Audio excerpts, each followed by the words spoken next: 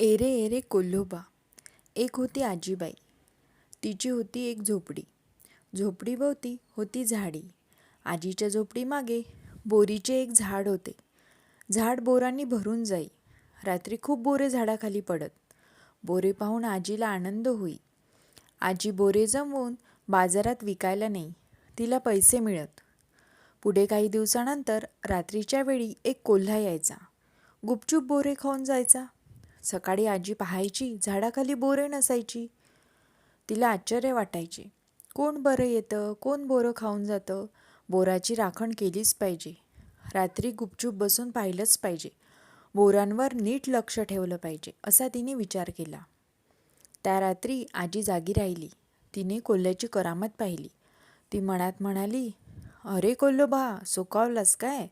गुपचूप येऊन बोरं खातोस काय? थांब, आता तुझी खोडच मोडते. पुन्हा कसा येतोस तेच मी पाहते. दुसऱ्या रात्री आजीने गंमत केली. झोपडीत गुपचूप लपून बसली. सोकावलेला कोल्होबा हळूच आला. बोरे खाण्यात दंग झाला. अरे बापरे, तेवढ्यात काय झाले? आजीबाईच्या झोपडीतून खूप दगड आले. कोल्होबाचे अंग शेकून निघाले. कोल्होबाचे डोके सडकून निघाले. कोल्होबाला खूप मार बसला. तो भिवून पळून जाऊ लागला. आजी खो खो हसत म्हणाली, येरे येरे कोल्होबा, बोरं पिकली.